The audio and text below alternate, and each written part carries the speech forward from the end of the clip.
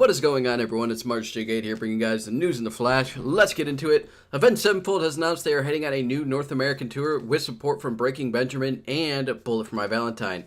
Dates will be kicking off this January, and as of right now, all of them have not been released yet. I know a couple for Canada are being released next week, and some more US dates should be announced, hopefully.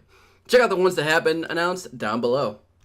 Now, I should warn you guys that this episode is going to be quite a bit on the darker side.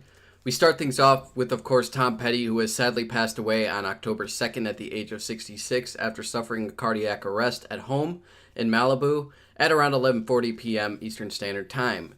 Now, the story at first took a bit of a weird turn as fake news was being reported early on for some reason that he had passed away sooner than he actually did, with the reports actually going on to say that his family decided to take him off life support. Even the Rolling Stones had posted about it. The thing is, though, he was still alive at that point, and his daughter actually made a post confirming this. He didn't pass away until later on, so it kind of made this confusing mess. Either way around, his death means another great musician has left us in just a matter of a couple of months, and that sucks. If you guys want to learn more about it, links will be down below.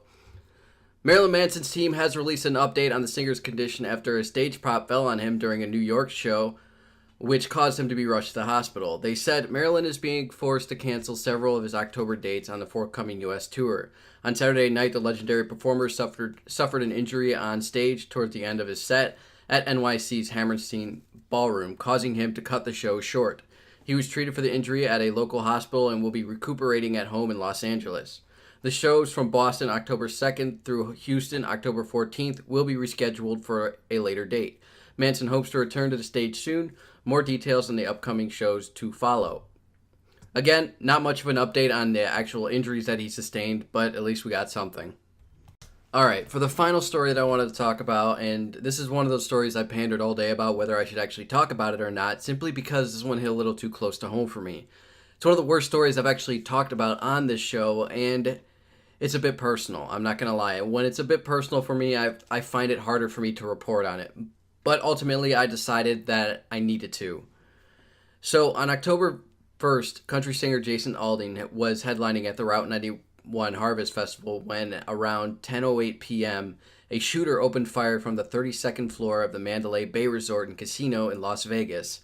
The shooter, who will remain unnamed on this channel, opened fire on a crowd of over 22,000 concertgoers, and the toll of pain that he caused is unimaginably immeasurable.